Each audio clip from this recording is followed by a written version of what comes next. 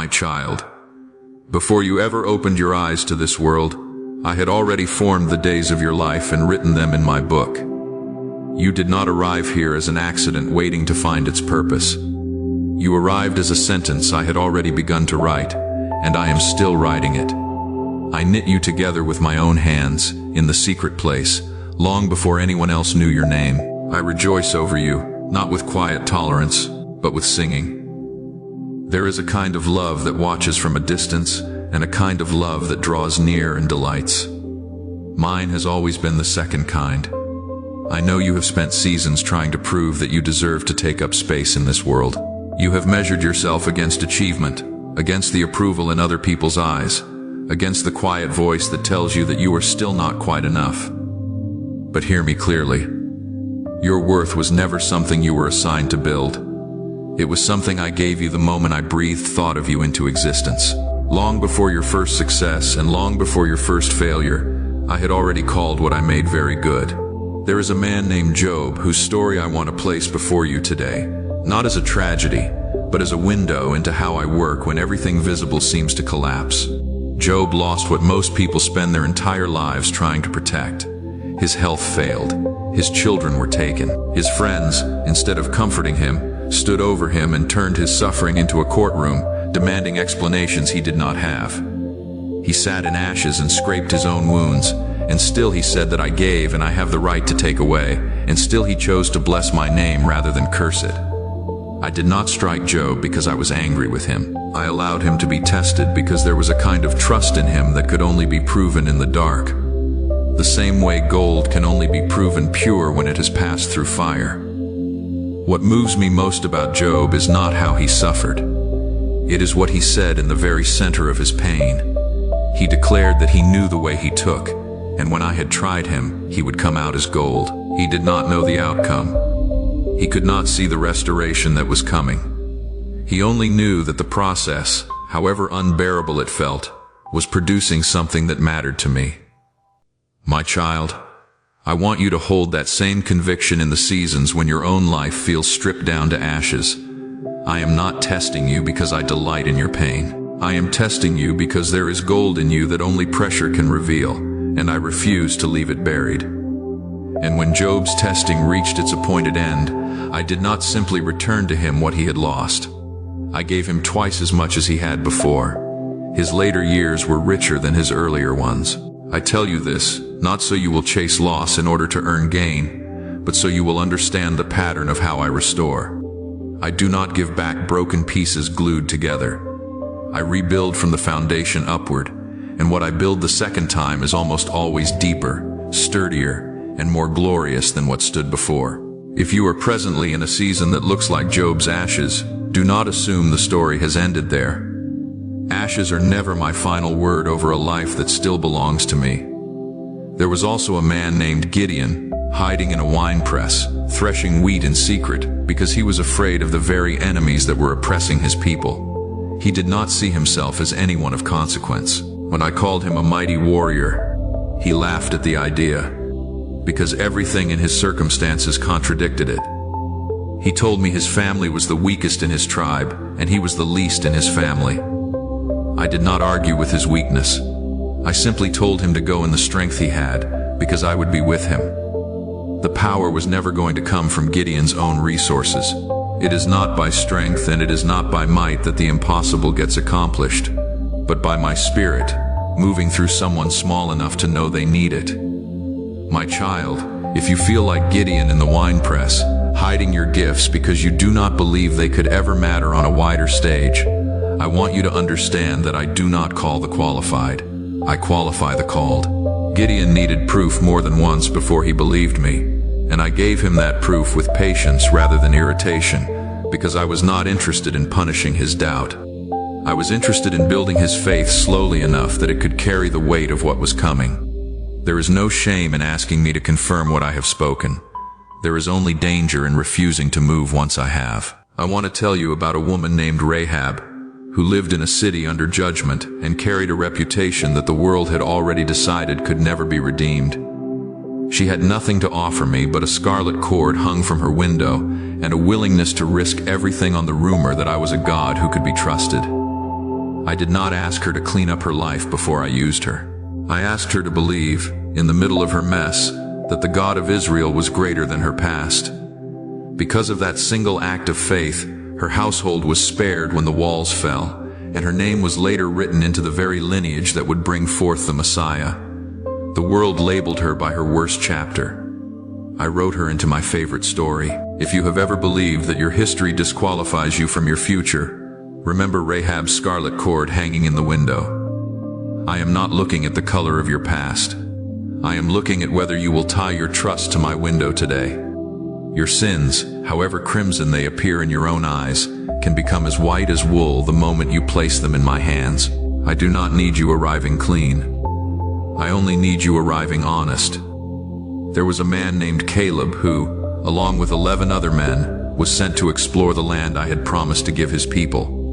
10 of them returned with fear in their report, describing giants too large to defeat. Caleb stood among them and said that the land could certainly be taken, because he carried a different spirit within him, one that followed me fully even when everyone around him chose panic instead of faith.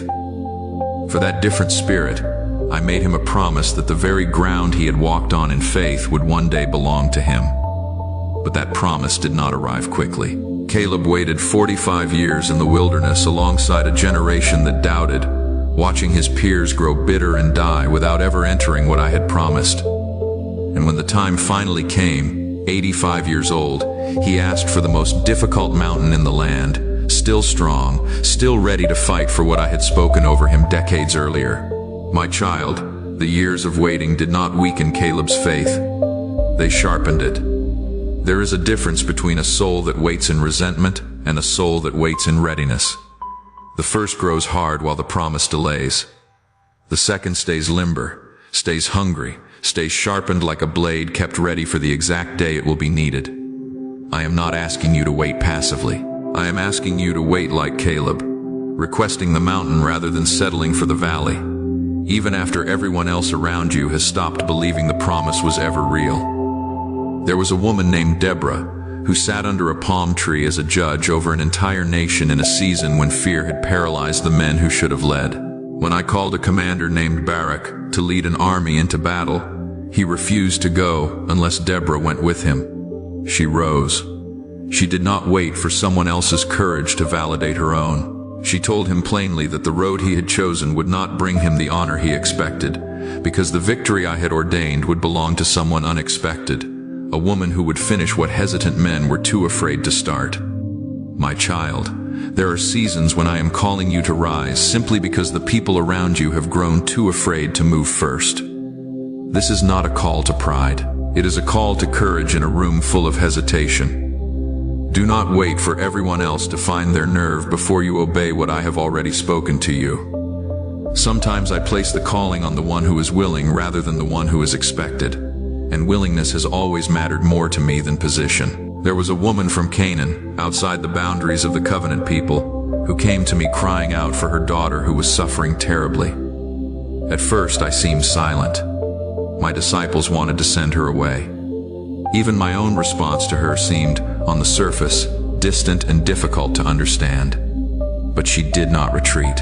She knelt and pressed her request again, refusing to let apparent rejection become the final word. And when I finally spoke to her directly, I told her that her faith was great, greater than I had found among many who had every advantage she lacked. Her daughter was healed in that very hour. My child, do not mistake my silence for my absence. There are moments when I allow your prayer to be tested, not because I intend to refuse it, but because I am drawing out a depth of faith in you that easy answers could never produce. The Canaanite woman did not earn her miracle through perfect theology. She earned it through refusal to leave my presence empty-handed. My mercies are new every single morning, even on the mornings when the answer has not yet visibly arrived. Great is my faithfulness, even when your patience feels like it is running out. There was a blind man named Bartimaeus, sitting on the roadside, who heard that I was passing by and began to shout for mercy with everything his voice could carry. The crowd around him told him to be quiet, the way crowds often try to silence the desperate so the comfortable will not be disturbed.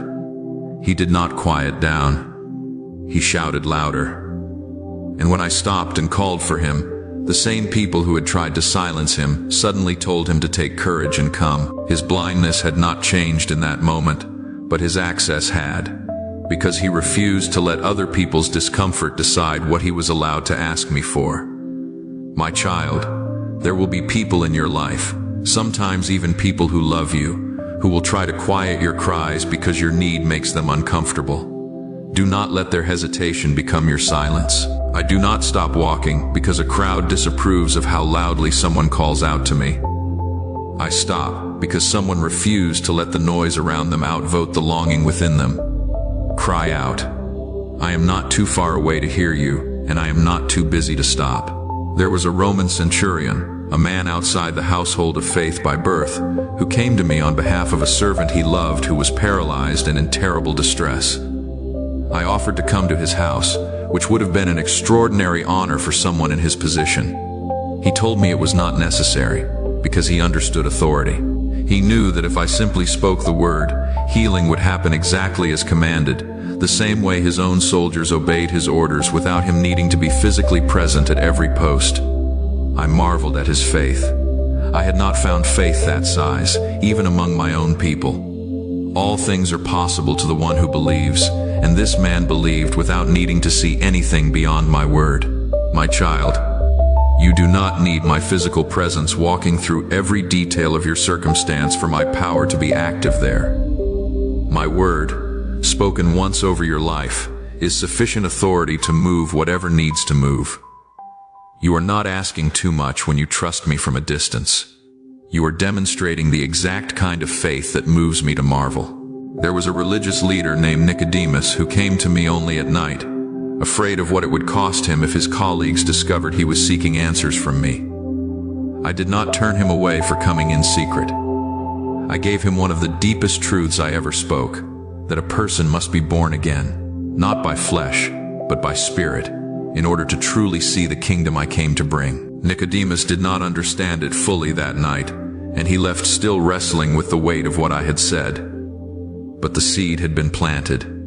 Later, after I had been crucified, when most of my followers had scattered in fear, it was Nicodemus, the secret seeker, who stepped into the open to help give my body a proper burial, no longer hiding, no longer protecting his reputation. My child, if you have only been able to seek me quietly so far, in private, away from the eyes that might judge you, I am not disappointed in your hesitancy. I am patient with the process by which secret faith becomes public courage. The sun who frees you makes you free indeed, and that freedom does not always arrive instantly. Sometimes it grows in the dark before it ever steps into daylight. Keep coming to me, even at night, even quietly. I am not measuring the volume of your seeking. I am measuring its sincerity. There was a woman named Mary, from a town called Magdala, who had been overtaken by 7 separate torments before I delivered her completely. The world remembers many things about her, but what I remember most is that after her deliverance, she became one of the most devoted followers I ever had. She stood at the foot of the cross when others had fled. She came to the tomb in the darkness before dawn, grieving, expecting nothing but a body to anoint. And when she finally saw me alive, standing right in front of her, she did not recognize me until I said her name. One word. Her own name, spoken by my voice, was enough to turn her entire world from despair into worship. My child, I am the God who gives beauty for ashes, who exchanges mourning for gladness, and the way I most often begin that exchange is by speaking your name. Not a title, not a category. Your name, the one I gave you before the world ever did. When everything in your life feels like a graveyard you are standing in alone, listen for the moment I say your name, because that is the moment grief begins to turn into recognition, and recognition begins to turn into joy. I did not entrust the first announcement of my resurrection to the most respected voice available. I entrusted it to the woman who had once carried 7 torments, because restoration always qualifies the broken to become witnesses for others who are still breaking. There was a man named Stephen, full of grace and power, who served faithfully and spoke truth even when it cost him everything. When the religious leaders of his day turned against him with stones in their hands, he did not curse them. He looked up and saw the heavens open, and in his final breath he asked that the sin not be held against the very people who were killing him, the same mercy I extended from my own cross. He ran his race all the way to its finish line, looking not at the violence surrounding him, but at the glory waiting beyond it. My child, I am not promising you that following me will always be comfortable. I am promising you that I will be present in whatever it costs you, and that the race you are running has an end far more glorious than the obstacles along the way. Lay aside whatever weight is slowing you down. Run with endurance, keeping your eyes fixed, not on the difficulty in front of you, but on the joy that was always set before you from the beginning. There was a Roman officer named Cornelius, a Gentile, outside the covenant by birth, devout and generous, praying faithfully, even though he did not yet fully understand the gospel. One day an angel told him plainly that his prayers and his generosity had risen up as a memorial before me. I was not waiting for Cornelius to perfect his theology before I noticed his sincerity. I sent a messenger to bring him the fullness of truth he had been hungry for, and his entire household was transformed because one man kept seeking me faithfully with the understanding he had. My child, I have appointed the seasons and the boundaries of every life so that people would seek me and perhaps reach out and find me, even though I am not far from any one of us. If you feel like you have been praying with incomplete understanding, take heart. I see the sincerity behind imperfect prayers. I am not distant from your seeking. I am near enough to answer it, and I will send exactly what you need at exactly the moment you are ready to receive it. There was a woman named Naomi who lost her husband and both of her sons in a foreign land and returned home so emptied by grief that she asked her friends to stop calling her by her old name and call her bitter instead, because she believed I had dealt harshly with her. I did not argue with her grief in that moment. I let her call herself whatever the pain required. But I was already at work behind the scene she could not yet see, placing a loyal daughter-in-law beside her, guiding the steps that would lead to a field, a kinsman, a marriage, and eventually a grandson who would be named in the lineage of a king. The woman who once called herself empty became the woman the neighbors gathered around to celebrate, because I had filled what she believed could never be filled again. My child, I do not require you to pretend your grief is smaller than it is. Naomi was honest with me about her bitterness, and I did not love her less for it. What I ask is that you let me keep working quietly while you grieve, because the very people and provisions I am arranging on your behalf often move into place long before your circumstances show any visible sign of change. Call your pain what it is. Just do not assume that the chapter where you feel emptiest is the chapter where the story ends. There was a man named Jonah, whom I called to carry a message of mercy to a city he despised, and instead of obeying, he ran in the opposite direction, paid for passage on a ship, and tried to put as much distance as possible between himself and the assignment I had given him. I did not let the sea release him from his calling. I did not let the storm or the depths or even the belly of a great fish become the place where my pursuit of him ended.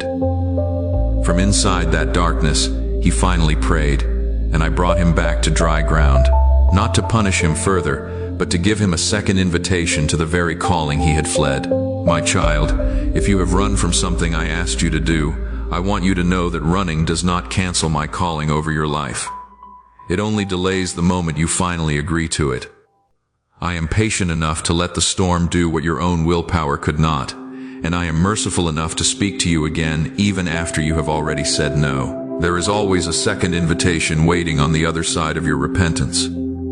There were 4 friends who carried a paralyzed man to the house where I was teaching, and finding the crowd far too thick to reach me through the door, they climbed onto the roof, opened it, and lowered their friend down on a mat directly in front of me. I did not see only the paralyzed man's condition. I saw the determined faith of the friends who refused to let an obstacle decide the outcome. I forgave his sins and healed his body in the same breath, and he walked out carrying the very mat that had once carried him. My child, sometimes the breakthrough you need will not come through your own strength alone, but through the stubborn faith of people who love you enough to tear open a roof on your behalf. Do not be ashamed to be carried when you cannot walk yourself there. And if you are the one doing the carrying for someone else, do not underestimate what your persistence might open above their head. There was a woman dragged before me by religious leaders who wanted to use her sin as a weapon to trap me.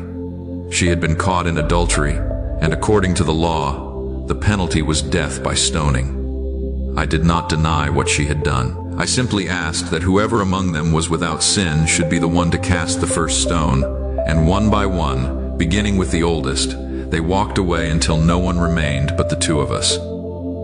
I did not condemn her. I told her to go and to leave that life behind.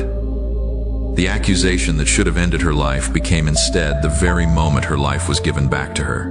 My child, there will be accusers in your life, sometimes outside of you and sometimes within your own mind, who want to use your worst moment as the final verdict over your entire existence. I am not interested in joining that crowd. I am interested in standing beside you after everyone else has walked away, asking nothing of you except that you walk forward into something better than what nearly destroyed you. There was a commander named Naaman, a powerful man with a devastating disease, who came seeking healing and was told to do something almost insulting in its simplicity, to wash 7 times in a muddy, unimpressive river. His pride nearly cost him the miracle. He wanted something grand, something that matched the importance he believed his position deserved. It was his own servants who convinced him to set his pride aside and simply obey. When he finally washed in the river exactly as instructed, his skin was restored like that of a young child. My child, I do not always heal and provide in the way your pride expects. Sometimes the instruction I give will feel too small, too plain, too unworthy of the size of your problem. Naaman's healing was never hidden in the grandeur of the method. It was hidden in his willingness to obey something simple. Do not let your pride talk you out of the very instruction that was designed to restore you. There was a disciple named Thomas, who refused to believe I had risen until he could place his own hands in the wounds I carried. I did not rebuke him for his doubt the way the world might expect. I came to him directly, offered him exactly the evidence he needed, and let him touch what he needed to touch. The moment he did, doubt collapsed into worship, and he called me his Lord and his God. I told him that there would be an even greater blessing reserved for those who would believe without ever seeing what he had been given the privilege to touch. My child, if you carry doubt, I am not afraid of your questions, and I am not waiting at a distance until you resolve them on your own. I will meet you exactly where your doubt lives, because faith that has wrestled honestly is no less precious to me than faith that never had to wrestle at all. What I ask is that when I show you what you need to see, you let the doubt finally give way to worship, the same way Thomas did. There was a woman named Lydia, a dealer in expensive purple cloth, successful in business, gathered by a riverside with a small group of women for prayer on an ordinary morning that did not look like the beginning of anything significant. While she listened, I opened her heart to respond to the message being spoken, and her entire household was changed that same day. She did not need a dramatic sign or a thunderous voice. She needed only an open heart on an ordinary day in an ordinary place, and that was enough for everything to shift.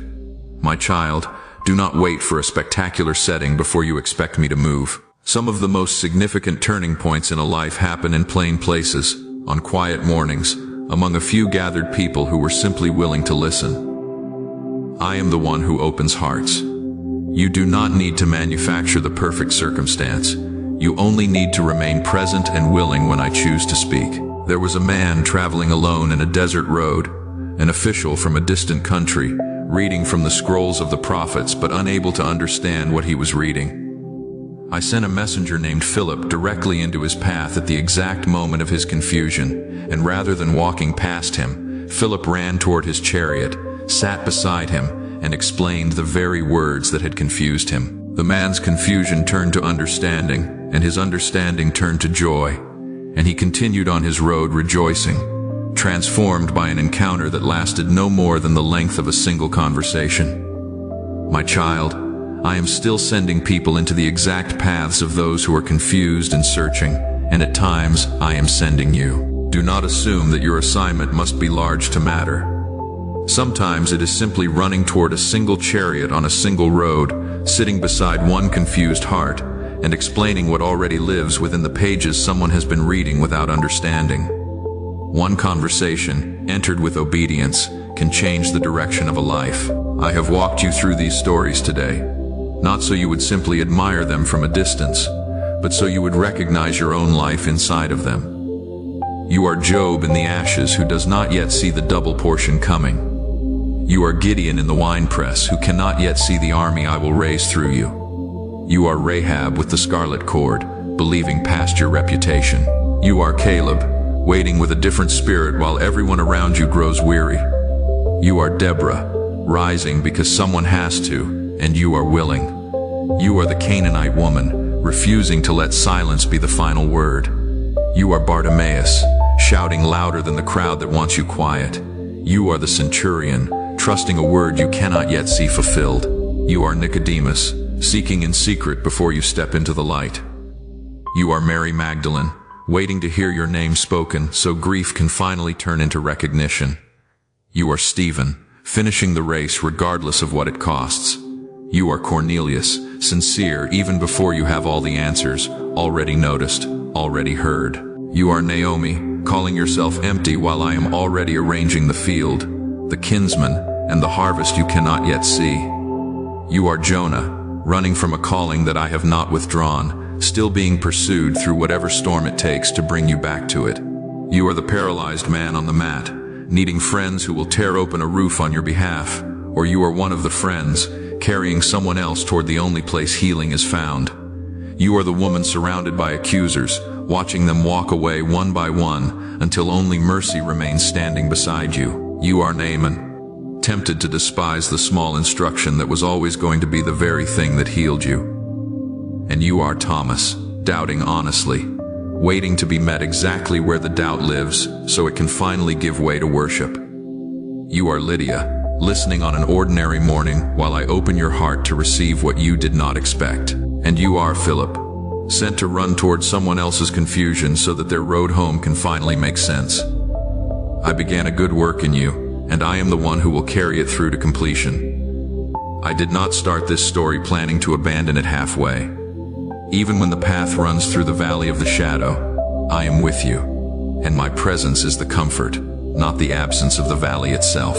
Nothing in death or in life, nothing in the height of your best season or the depth of your worst, nothing present and nothing still to come, has the power to separate you from the love I have already poured out for you. So let me speak plainly to you about what this looks like in the ordinary hours of your week, because faith was never meant to live only inside dramatic stories from long ago. It lives in the way you open your eyes in the morning and choose, before anything else competes for your attention, to acknowledge that I am near. It lives in the moments when you are tempted to hold a grudge and instead release it. Not because the offense did not matter, but because carrying it would cost you more than letting it go. It lives in the discipline of returning to my word, even on the days when your heart feels too tired to read it carefully, because a seed planted in tired soil still grows, slowly, quietly, in its own time.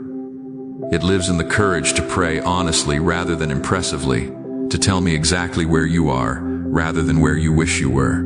I am not asking you to manufacture a feeling of closeness to me through effort and performance. I am asking you to show up consistently, the way Lydia showed up at the river, the way Naomi kept walking even while she called herself bitter, the way Thomas kept staying in the room with the other disciples even while he doubted. Consistency in small, ordinary faithfulness will carry you further than intensity that burns out after a single dramatic moment. Forgive the people who do not deserve it, the way you yourself have been forgiven, things you did not deserve. Speak truth gently to those who need it, the way truth was spoken gently to you in the moments you needed it most. Carry light into the rooms you walk into, not because you are trying to prove something, but because light is simply what happens when you remain near its source. I chose you. You did not find me first. I appointed you for a purpose that existed before you ever understood your own name, and that purpose was never contingent on your perfection. It was always carried by my faithfulness. So lift your eyes from the wilderness for a moment and look toward the mountain I have already prepared for you to climb. The waiting has not been wasted. The hidden seasons have not been forgotten. The scarlet cord is still hanging in the window, and I am still walking toward the house it marks. Rise, beloved. The story is not finished, and neither My child, are you?